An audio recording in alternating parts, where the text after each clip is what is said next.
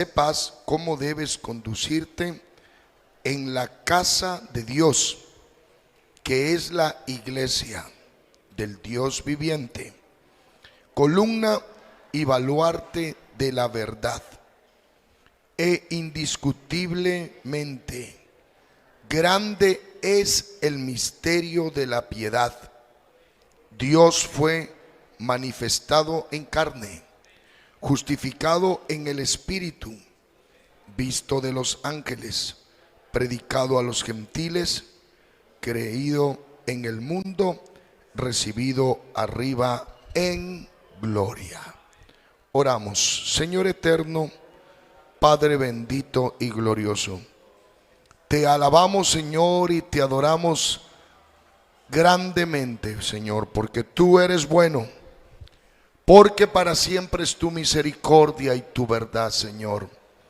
Tu palabra es palabra bendita, palabra de verdad, palabra, Señor, que edifica nuestras vidas y que nos forma. Señor, te pedimos que en esta noche, a través de tu palabra, desarrolles en nosotros fe, profundidad, Señor Jesús, en la doctrina maravillosa tuya, Señor. Te pedimos, Jesucristo de Nazaret, que nos formes y nos ayudes por medio de tu palabra, en el nombre de Jesús.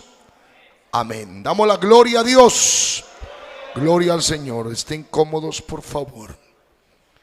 El misterio de la piedad es el título del sermón en esta noche, en el nombre de Jesús. El hermano Pablo, al joven predicador Timoteo, en su formación de discipulado, le enseña acerca de la doctrina fundamental del Dios único y verdadero, y le enseña a través de su palabra cómo es el misterio de la piedad. Las expresiones misterio, siempre dentro de los términos académicos, invitan a la investigación. Un misterio es un acto o un acontecimiento no resuelto. Un misterio puede ser una situación que no se encontró respuesta.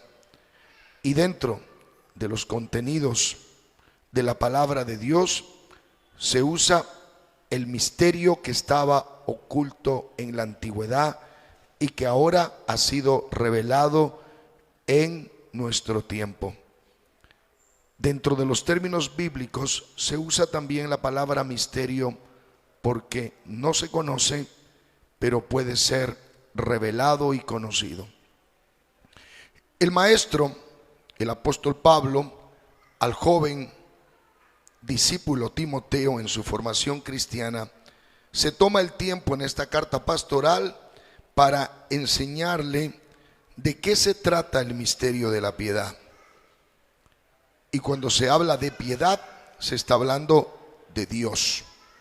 Entonces miremos los versos 14 al 16 y podemos llegar a interpretar lo que el hermano Pablo le enseña al joven predicador Timoteo como fundamento cristiano.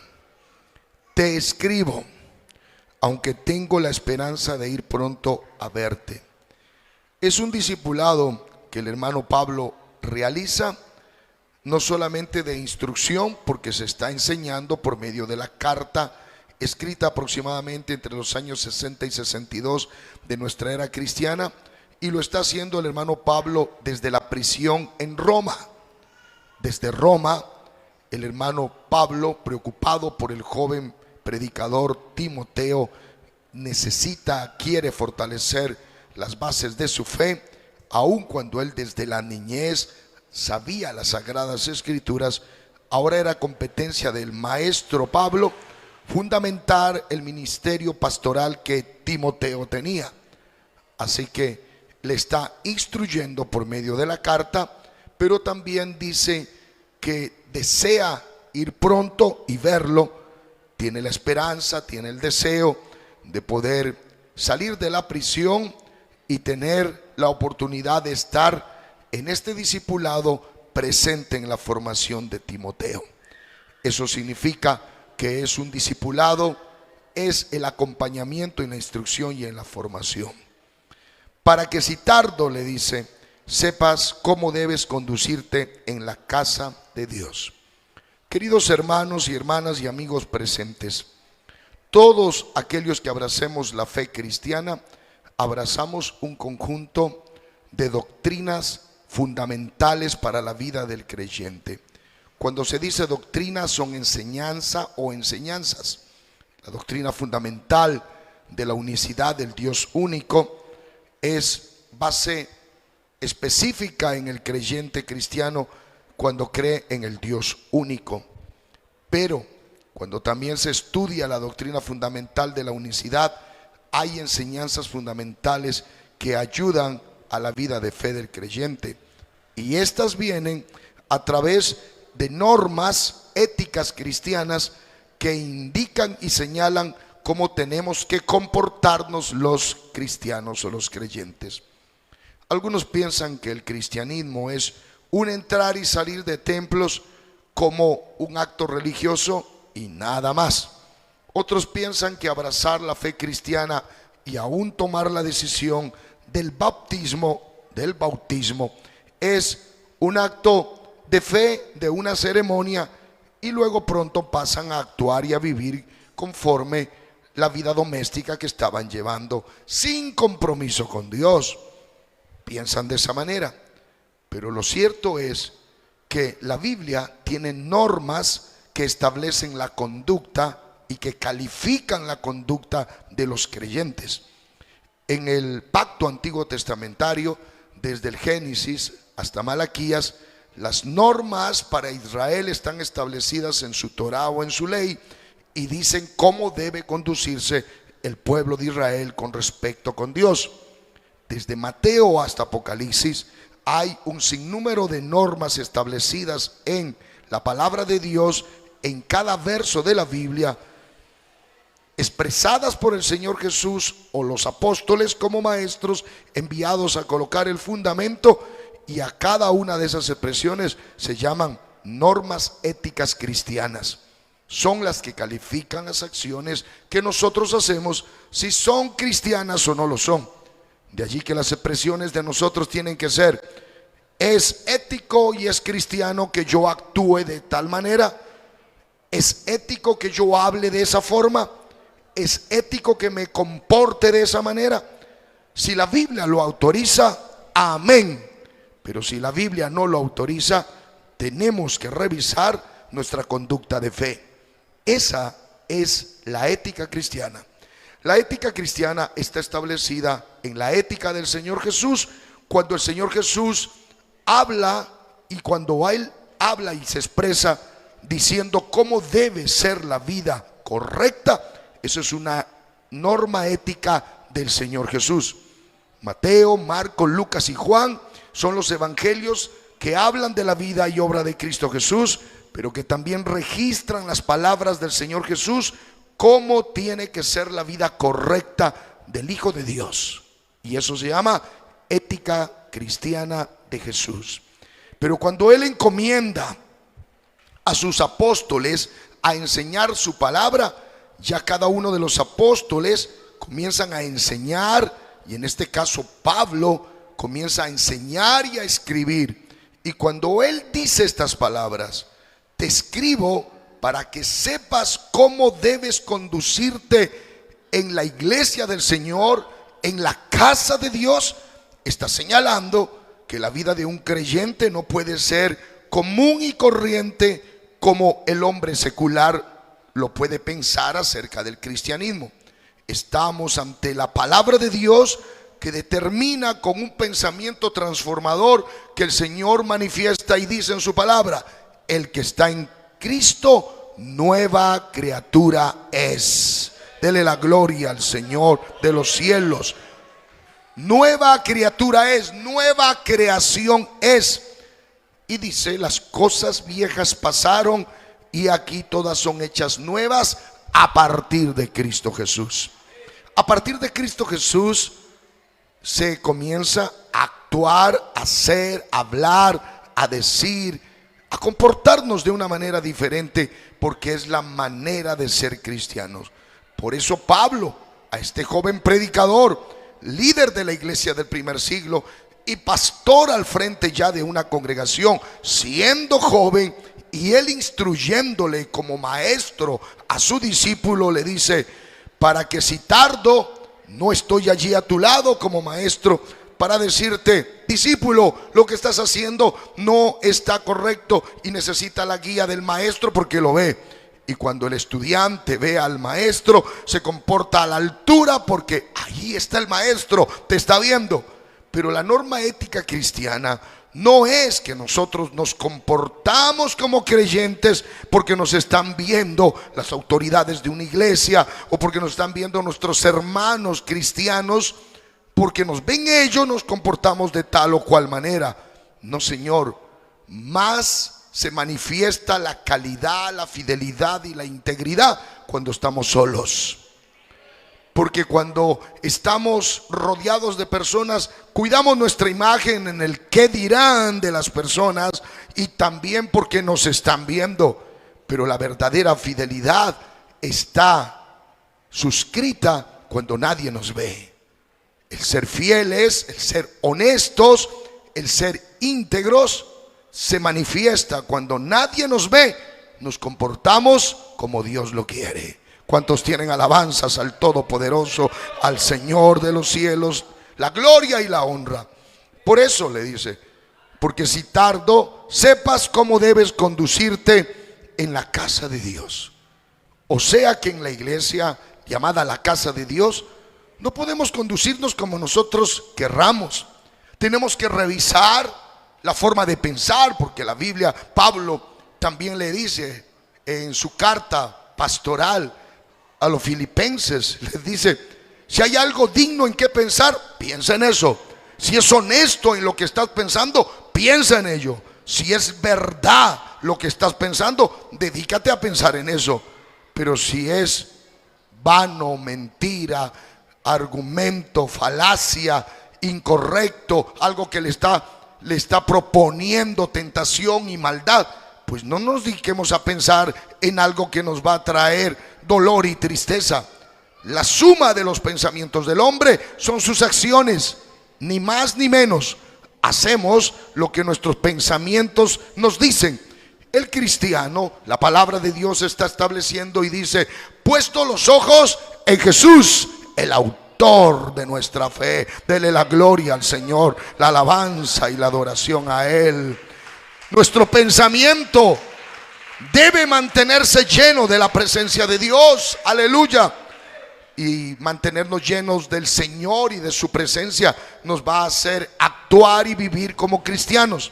La naturaleza de un cristiano será actuar de acuerdo a esos pensamientos cristianos. Por eso Pablo le está diciendo que sepas cómo debes conducirte en la casa de Dios, que es la iglesia del Dios viviente. La iglesia del Dios viviente no es un edificio. La iglesia del Dios viviente no es un templo. Los edificios se llaman templos.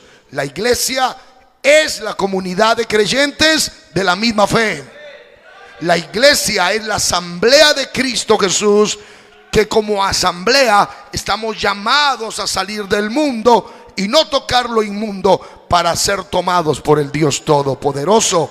Es la asamblea de creyentes, es la comunidad de fe, es la comunidad de los creyentes de la misma fe, unánimes en un mismo pensamiento. Cuando dice sepas cómo debes conducirte en la iglesia, no le está diciendo en el templo solamente, no le está diciendo en el edificio, porque el templo y el edificio es materia inerte. La iglesia es un organismo vivo, y ese organismo vivo está conformado por hombres y mujeres lavados por la sangre de Cristo Jesús, el Dios eterno y todopoderoso. Dele la gloria al Señor de los cielos. Por eso Pablo le dice a Timoteo, valorando su ministerio juvenil, les habla a los jóvenes estudiantes de la fe cristiana y le dice: que nadie tenga en poco tu juventud, sino sé ejemplo de los creyentes.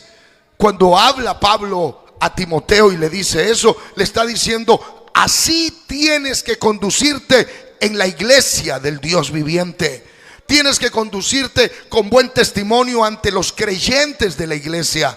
Cuando dice que sepas cómo debes conducirte en la iglesia, es que cuando te miren tus hermanos de fe, te miren correcto como joven, correcta como señorita, que te miren con un porte espiritual cristiano, que digan de ti lo mejor, que no sea tu nombre para murmurar por tus acciones equivocadas y erradas, que no sea para colocarte como piedra de tropiezo para otros jóvenes. No, al contrario, Timoteo, tienes que juntarte con aquellos hermanos de corazón puro que invocan el nombre del Señor con pureza. Acércate a quienes te dan edificación espiritual. Llévate con aquellos que tienen fe. Profundiza en las escrituras. Estudia, prepárate, analiza la palabra de Dios. Estas te conducen a enseñarte la verdad. Dele aplausos al eterno Dios, al eterno Señor Jesucristo. La gloria sea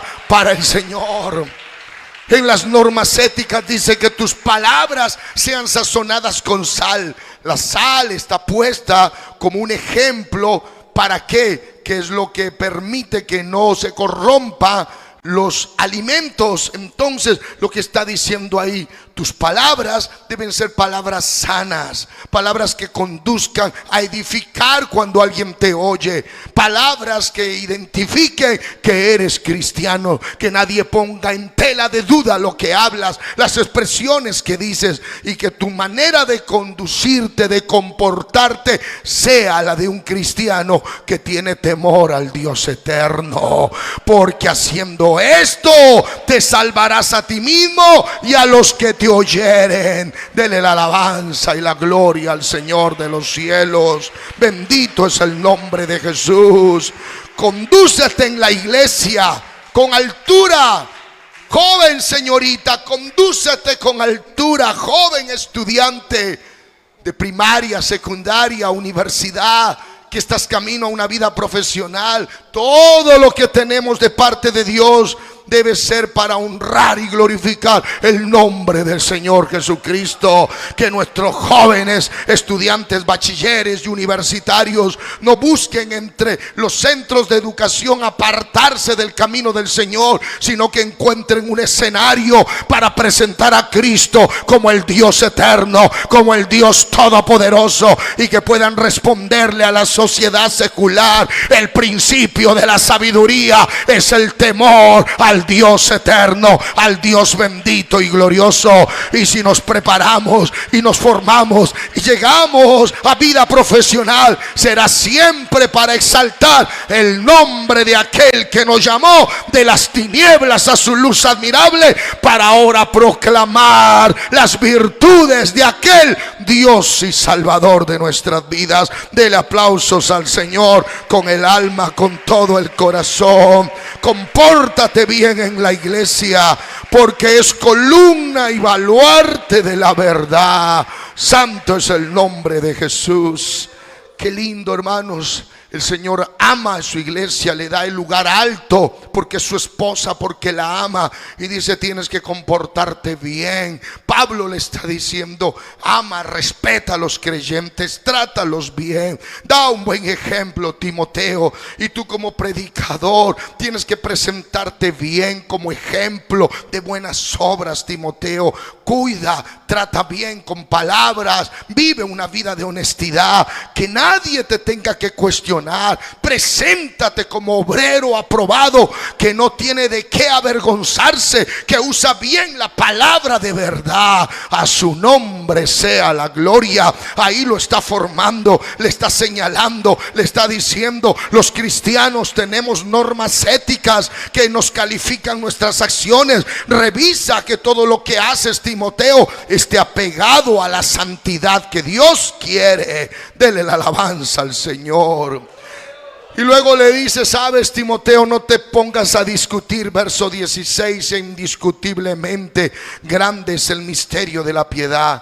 Timoteo, luego de que revisas en la forma de cómo te comportas por la fe que llevamos en el Dios único, en la unicidad de este Dios maravilloso y santo, cuando se te crucen por allí y quieran cuestionar tu fe, no te pongas a discutir. Si alguien se pone a decir que Jesús es solamente un hombre, un profeta, un maestro, no te pongas a discutir. La palabra de Dios no está para la discusión, para la pelea. La palabra de Dios está para conducir hacia la vida eterna. La palabra de Dios es palabra de verdad, Timoteo. Que nadie te discuta acerca del misterio de la piedad. Te lo explico, Timoteo. Y allí escribe con amor. Pablo le dice: Dios fue manifestado en carne. Dele la gloria al Señor. Bendito es el nombre de Jesús. Pablo es un predicador de la unicidad. Pablo es un predicador de la doctrina de unicidad. ¿Qué es la doctrina de la unicidad? Predicar que Dios es uno, se manifiesta de muchas formas y maneras, pero sigue siendo único, glorioso y santo. Y sigue diciendo que este Dios único se manifestó en carne. Cuando él habla así como maestro, está diciendo lo que a nosotros los israelitas nos han enseñado a través de la Torá o la instrucción, se está cumpliendo en Jesús el Mesías. Porque para nosotros los hebreos, Elohim, el Dios único, el Yahvé, el Jehová, el Eterno, se ha manifestado. Se ha manifestado. Dios se ha manifestado en carne. Dios, que es espíritu invisible, se ha dado a conocer en humanidad. Dios se ha manifestado en un Cristo llamado Jesús. Dios, el eterno, invisible y glorioso, se ha vuelto visible para la humanidad. El eterno Emmanuel, que quiere decir Dios con nosotros, se ha manifestado. Jesús no es un segundo Dios. Jesús es el único Dios verdadero y la vida eterna. Jesús no es un Dios enviado de una constelación de dioses a salvar humanidad. Es el Dios único, maravilloso, que se manifiesta a la humanidad como hombre. Pero es el Dios eterno y glorioso. Denle la alabanza a Él. Dios fue manifestado en carne. La gloria sea para el Señor. ¿Dónde se manifestó? En Belén de Judea, en ese pesebre. Allí Dios se estaba manifestando en carne. Por eso cuando Él nace en esa cueva en Belén de Judea, los cielos se llenan de esa bendición tan grande y dice: hoy ha nacido en la ciudad de Belén un Salvador, el cual es Cristo el Señor. Denle la alabanza a Él. Alguien pasa rápido leyendo Cristo el Señor. ¿Cómo que el niño que está naciendo es Cristo, Salvador, Mesías? Está comprendido aquello, pero al lado le coloca el Señor. Y el Señor en todo el Antiguo Testamento es Jehová, Elohim, Adonai, el Yahvé. Él es el Señor. O sea que el niño que estaba naciendo allí es Dios manifestado en carne. ¿Quién tiene aplausos para Él? A su nombre sea la gloria y la honra. Justificado en el Espíritu. El día de su bautismo, a la edad aproximadamente de 30 años de edad, cuando comenzaba su ministerio, llegó al río Jordán y Juan estaba bautizando. Y el momento que Juan bautizaba, siempre deseaba escuchar la voz del cielo y quería ver la señal que se le había dicho a él, porque el testimonio que Juan el Bautista escribe es con respecto a lo que Dios le había dicho. Cuando vea los cielos abiertos y una voz del cielo que diga: este es mi hijo en el cual tengo complacencia, a él oíd, entonces él es el Mesías. Y él, cada vez que bautizaba, seguro esperaba que el que bautiza sea el Mesías y el Cristo. Cuando lo ve que viene Jesús el Cristo, y allí lo queda mirando, y solo viéndolo lo ve de tanta tanta gloria y tanta santidad que lo reconoce y le dice al pueblo que lo queda viendo, le dice: este es el Cordero de Dios que quita el pecado del mundo. Oh, aleluya. Él lo queda viendo y dice: no soy digno de encorvado desatar el calzado del cordón del calzado de tus pies. Oh, qué grande que lo mira Juan. Amén, gloria a Dios. Juan el Bautista: yo debería ser bautizado por ti, no tú por mí. Y Jesús le dice: deja que se cumpla toda la ley. Amén. Y cuando entra al agua y lo bautiza, en ese momento los cielos se abren. Y al abrirse los cielos se cumple este pasaje: justificado en el Espíritu. En ese instante que la voz de Dios está hablando, está diciendo: este es mi Hijo amado en el cual tengo complacencia, a él oíd. Alguien dice: el Padre está hablando, el Hijo se está bautizando y el Espíritu Santo se posa como una paloma. No, Señor, allí no hay Santísima Trinidad. Allí está la manifestación del Dios eterno y glorioso, diciéndole a la humanidad: yo soy espíritu invisible, pero estoy tan complacido en estar en esta humanidad porque voy a salvar a la humanidad. Me siento complacido con ser llamado hijo, porque soy Mesías, Salvador y Cristo. ¿Por qué hablamos en esa interpretación así?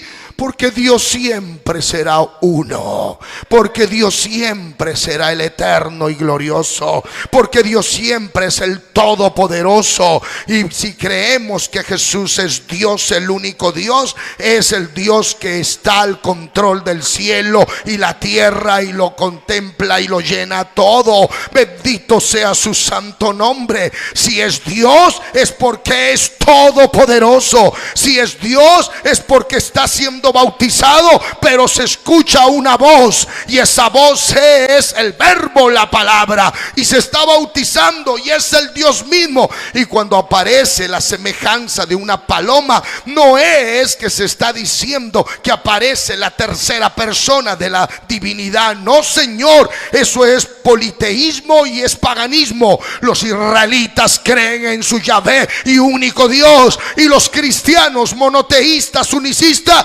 creemos que siempre será uno y uno su nombre. Bendito sea el nombre glorioso de Jesús. Lo que está pasando allí es que está siendo justificado por el Espíritu. O sea, Dios está justificando su naturaleza de Cristo, de humanidad sobre esta tierra. Visto de los ángeles, oh hermanos, que esté allí visto de los ángeles para declarar que el misterio de la piedad ha sido revelado. Está diciendo este Dios único: los ángeles saben quién está allá arriba en los cielos, en la dimensión del tercer cielo. Ellos conocen a su Dios. Y el momento que nacía en esta tierra, una hueste de los ángeles se posesionaron sobre Belén y dijeron: gloria a Dios en las alturas, y en la tierra paz y buena voluntad para con los hombres, porque hoy ha nacido en la ciudad de Belén un Salvador, el cual es Cristo el Señor. Ellos saben que su Dios se manifestó en carne. Dele la gloria al Señor. Los ángeles determinan que Él es Dios, el único Dios. Bendito es su nombre. Y esto, ¿sabe cómo podemos ratificarlo? Cuando el escritor de Santiago dice: ¿tú crees que Dios es uno? Mientras escribe Santiago a alguien que tenga que leer su carta: ¿tú crees que Dios es uno? Bien haces. Porque aún los demonios también creen que Dios es uno y tiemblan. Pero ¿sabe? Los demonios, antes de ser demonios, fueron ángeles. Ángeles como el querubín hermoso que se vino y se trajo a todos aquellos ángeles que se convirtieron en espantos. Ellos saben que Dios es uno. Bendito sea su santo nombre. Lo que se está diciendo aquí, visto de los ángeles, es que los ángeles ratifican que el niño en el pesebre es el Dios todopoderoso manifestado en carne. Es su Señor, es su Dios. Y lo más grande que ellos reconocen es qué grande que es nuestro Creador y nuestro Dios. Se ha manifestado a la humanidad como ser humano. Por eso se lo llama Hijo de Dios. Y de la promesa David, para que alguien tome su lugar, el Hijo de David, el Hijo de María, el Hijo de hombre por la humanidad. Pero Él en su manifestación se lo llama así. Pero Él es el Dios verdadero y la vida eterna. Gloria sea su santo nombre. Predicado a los gentiles.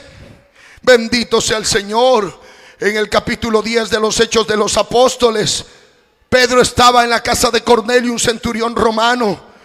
Se tenía que hablar en latín incluso para hablarles el mensaje, porque eran romanos.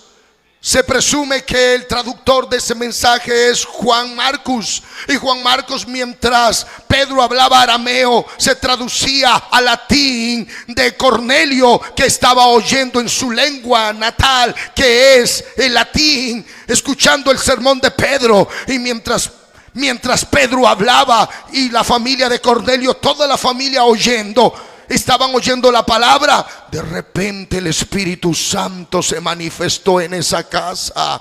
Y se manifestó, ¿sabes por qué? Porque Pedro decía: este es el Cristo glorioso que nosotros predicamos. Este es el Cristo para que lo crean judíos y también no judíos. Y ahora habéis sido ya llenos del Espíritu Santo. Y él se refiere a los de la circuncisión, que son judíos puros, como él dice. A ver, ¿puede alguien impedir el agua para estos gentiles que han escuchado, han oído la palabra, han recibido el Espíritu Santo como nosotros? ¿Alguien le puede impedir el bautismo en el agua en el nombre de Jesús como nosotros? Y los de la circuncisión dijeron: ¿cómo? Si Dios ya los bautizó con Espíritu Santo. Y entonces mandó a bautizarlos en el nombre de Jesús. Creído en los gentiles el nombre glorioso de Jesús. Dele alabanza a Él. Eso es cuando se predica para el mundo gentil. Y creído en el mundo, ¿sabe cuándo? Cuando el Señor pasó predicando por la aldea de Samaria, aquella mujer que estaba en el pozo de Jacob sacando agua. Él le dijo todo de su vida y ella se sorprende y dice: yo sé que alguien puede hablarme todo de mi vida, pero el que hable todo de mi vida será el Cristo. Y Jesús se identifica y le dice: el que habla contigo, yo soy. Y salió corriendo a la aldea y le dijo: vengan, vengan, un hombre me ha dicho todo lo que soy yo. Es increíble, ¿no será este el Cristo? Y salieron corriendo los samaritanos, que eran un pueblo no querido por los judíos puros, pero ahí estaba Cristo amándolos a los samaritanos y llevando palabra y llevándoles salud y llevándoles bendición. Se los rodean todos, y luego que lo rodean, otra vez la samaritana dice: ¿y ustedes qué dicen? ¿Es el Cristo o no es el Cristo? Y todos los de la aldea dicen: ¿sabes qué, mujer? Ya no te creemos solo por lo que tú dices, sino que nosotros le hemos visto y le hemos oído y sabemos que Él es el Salvador del mundo, el Cristo. Del aplausos a Él, a su nombre, la gloria. Creído en el mundo, santo es Él. Y si el cristianismo tuviese sus bases en un líder que esté sepultado y que solamente le demos coronas de flores, de reconocimientos, y le llevemos a la tumba y cada año le exaltemos porque él fue un gran líder, sería triste, aún recordando su gran prestigio de liderazgo, pero triste porque está muerto. Pero sabe, en la tumba allí en Jerusalén.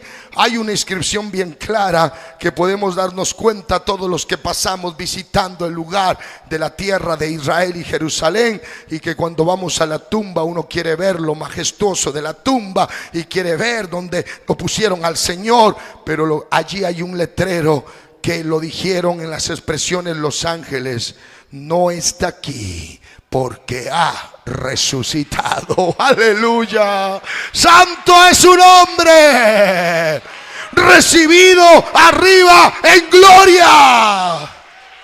Si el Cristo tuyo sigue puesto en una cruz, está muerto y padeciendo. Si el Cristo de alguien está crucificado, es porque no lo han bajado del madero, no lo han sepultado. Pero el Cristo de esta hermosa iglesia del nombre de Jesús y unicista no se quedó en el madero, no lo guardaron en la tumba, no lo encerraron con la roca. El Cristo de la iglesia del nombre de Jesús venció la cruz, venció la tumba y se levantó por encima de la muerte con las llaves del imperio y de la muerte, y tiene todo el poder arriba en el cielo y abajo en la tierra, y no hay como él nadie sobre la tierra. Recibido arriba en gloria. Alábalo, alábalo, alábalo y siente la gloria de Dios. Bendito es su nombre, bendito es su nombre. Recibido arriba en gloria.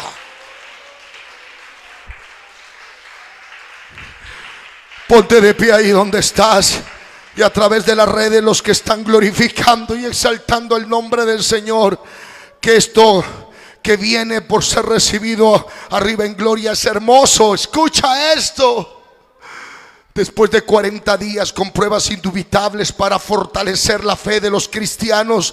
Por eso el cristianismo ha sido atacado en todos estos más de 2000 años que se quiere cumplir ya, y quieren desatar la fe de los cristianos, pero no pueden.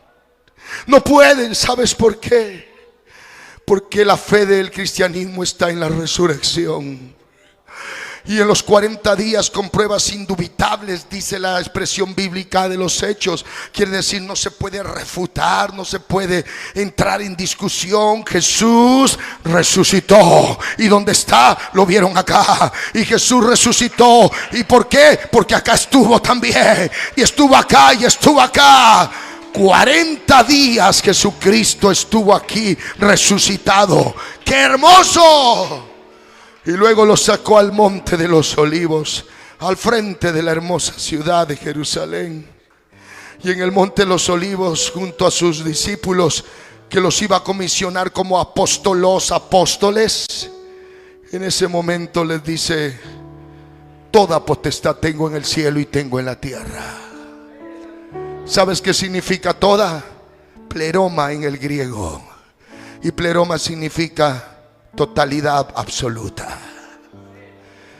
Toda potestad, todo poder, toda la plenitud del poder lo tengo yo, Jesús. Si hubiese un padre, se enojaría con las expresiones de un Cristo comisionado que se tome la gloria del que lo comisiona. Por muy padre e hijo que sea, dijera: ¿qué le sucede, hijo? Respete. Pero no, es que Jesús es el Padre eterno. Isaías no lo conocía con nombre propio, no fue revelado para él el nombre, pero sí vio la visión y dice: porque un niño nos es nacido, lo vio. Hijo nos es dado, lo vio. Y el principado sobre su hombro, y se llamará, no le dijeron el nombre, pero se llamará su nombre: admirable, consejero, Dios fuerte, Padre eterno, príncipe de paz. Aleluya. Su reino no tendrá fin jamás. Si no tiene fin jamás un reino de él, entonces si fuera un segundo al mando de la divinidad, tiene que decirse que su reino le da el Padre. Pero el Señor con amor en su revelación de misterio le dice: Felipe, hace tanto tiempo que estoy contigo, con ustedes, y no me has conocido. El que ha visto a mí, ha visto al Padre. Oh, qué hermoso. Obvio que es así, porque el Padre es espíritu invisible, no se ve. Pero la faz de Jesucristo reveló que Él es el Padre eterno manifestado en Hijo. Dele la gloria a Dios, la gloria a Dios. Toda potestad tengo en el cielo y en la tierra. Por lo tanto, vayan por todo el mundo, anuncien mi evangelio en mi nombre, bautícenlos en mi nombre, sanen en mi nombre, reprendan demonios en mi nombre, háganlo todo en mi nombre, y como yo les enseñé, discípulos. Porque a partir de ahora los comisiono como apóstolos, como maestros de la palabra, apóstoles para el mundo. Prediquen, coloquen el fundamento, háganlo en mi nombre. Y esto es hermoso. Dicho esto, fueron las palabras de despedida.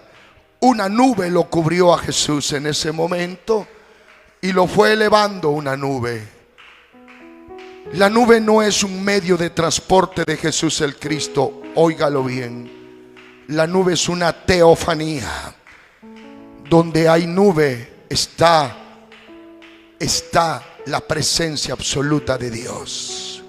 La nube representa para Israel la presencia de Jehová, de Yahvé. La nube. Y aquí Jesús está en una nube. Y en la transfiguración se posó una nube. La nube representa divinidad. ¿Sabes qué significa? Él es Dios, el único Dios. Él es toda la divinidad, toda la piedad. Y la nube lo levantó, lo cubrió y se estaba yendo. Y se pusieron tristes los discípulos del Señor y dijeron: Señor, te vas. Pero Él les dice: no estéis tristes, quédense en Jerusalén, sean llenos de la promesa que yo les enviaré.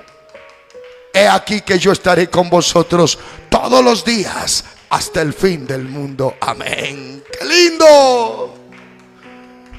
Y a lo que se está yendo en la nube, aparecen unos ángeles, les quedan viendo a los discípulos. Dice: ¿qué estáis viendo? ¿Cómo se va vuestro maestro? Sí, sí. Asimismo como le veis que se está yendo, volverá. Volverá por vosotros. Volverá otra vez. Esta iglesia lo está esperando. Volverá, volverá, el Señor viene. Maranata, el Señor viene. A partir de ahí se establece la doctrina del Maranata, el Señor viene. Prepárese, iglesia, esté preparada. El Señor, el único Señor, viene. La iglesia del nombre de Jesús no espera 3. La iglesia del nombre de Jesús no espera 2. La iglesia del Señor espera 1. Y su nombre es Jesús. Este que vosotros le veis que se está yendo, Él mismo volverá. Adóralo, adóralo, adóralo, adóralo. Si alguien necesita oración, vente al altar, corre y dile: defino mi doctrina del nombre de Jesús. Yo quiero mantenerme en la doctrina del nombre de Jesús. El misterio de la piedad es revelado. El misterio de la piedad es consumado cuando se ve la palabra de Dios en la revelación del nombre. No hay otro Dios más grande que el Señor Jesús. Esta doctrina poderosa que se enseña, esta doctrina fundamental que estudiantes de Biblia debemos llevar, Por eso Timoteo se llena de fe y de gozo. E indiscutiblemente grande es el misterio de la piedad. Es una revelación el misterio de la piedad.